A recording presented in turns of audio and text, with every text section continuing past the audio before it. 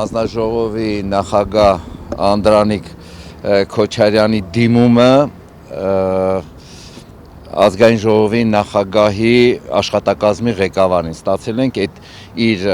պատասխանը ուղղված աշխատակազմի ղեկավարին, որ պետք է այդ ամբողջ դիմումները ուղղված լինեն ազգային ժողովի նախագահին,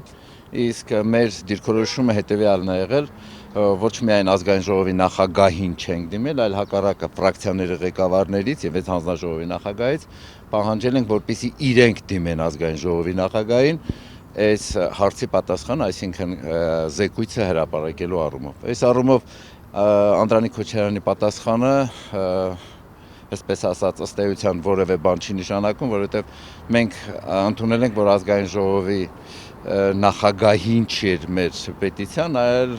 ֆրակցիաների ղեկավարներին եւ հանձնաժողովի նախագահին, քանի որ հանրագրի մասին օրենքով նրանք նույնպես համարվում են պաշտոնատար անձիկ։ Բաղդասարյան, ձեր կարծիքով ինչի իշխանությունը չի ցանկանում հրապարակել այդ փաստաթուղթը։ Մեր կարծիքը կարող է լինել սուբյեկտիվ, մեր նկատի ունեմ մեր աշխատանքային խմբի առումով կարող է լինել սուբյեկտիվ, բայց ընդհանուր օբյեկտիվ հանգամանքներն այն են, որ հանձնաժողովի զեկույցը օրենքի ուժով պարտավոր էր հրապարակվելու, քանի որ այն ձևավորվել է իրավունքի ուժով։ Իսկ իրավունքի ուժով ձևավորված ցանկացած հանձնաժողովի աշխատանք պետք է որ ունենա իր ավարտը։ Եթե ժամկետը բաց թողել հանձնաժողովի նախագահը, նշանակում է պատասխանատվությամբ պետք է կանչվի հանձնաժողովի նախագահը։ Եթե դա ինքնիրավչություն է ցուցաբերել ազգային ժողովի նախագահը, ուրեմն նա պետք է պատասխանատվությամբ կանչվի։ Ցանկացած դեպքում մենք այն մտքին ենք, որ այս աշխատանքները, որը որ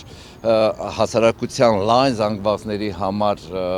ունի շատ լուրջ հետաքրքրություն եւ ընդհանրապես անձնական նաեւ շահագրգռվածություն, այս աշխատանքների պատասխանը պետք է ազգային ժողովը տար։ Տեսեք, երբ որ այդ զեկույցի օրերն էր, երբ որ քննարկվում էր հանձնաժողովի նիստեր էին լինում, սենսացիոն բացահայտումներ էր խոստանում իշխանությունը, որ լույս կսփռի շատ բաների վրա ընդհանուր միջև, նախկինների գործած սխալների եւ այլների վրա, երբ որ այդ ամեն ինչը ավարտվեցին, փաստացի չհրապարակվեց։ Սա ինչի մասն էր խոսում, որ ըստ էության չէր եղել նմանատիպ բաներ, ինչու մեղադրվում էր նաեւ գեներալիտետը, այսպես ասենք, նաեւ այն անձիկ պատասխանատուները, որոնց վերաբերյալ խոստանում էին իշխանությունները սենսացիոն բացահայտումներ։ Ուրեմն ցանկացած դեպքում մենք իշխանություններից նկատի ունենք իշխանության եւ մեծամասնական իշխանությունը եւ փոքրամասնական, այսինքն բոլշևիկներից ու մենշևիկներից նույնն ենք պահանջում, որովհետեւ մեզ համար ազգային ժողովի падգամավորը անկախ դրանից թե ազգային ժողովում ինքը ինչ դիրքորոշում ունի, համարվում է իշխանության ներկայացուցիչ։ Մեր համար իշխանությունները նույնն են եւ այդ իշխանությունների այսպես կոչված սինխրոն աշխատանքի արդյունքում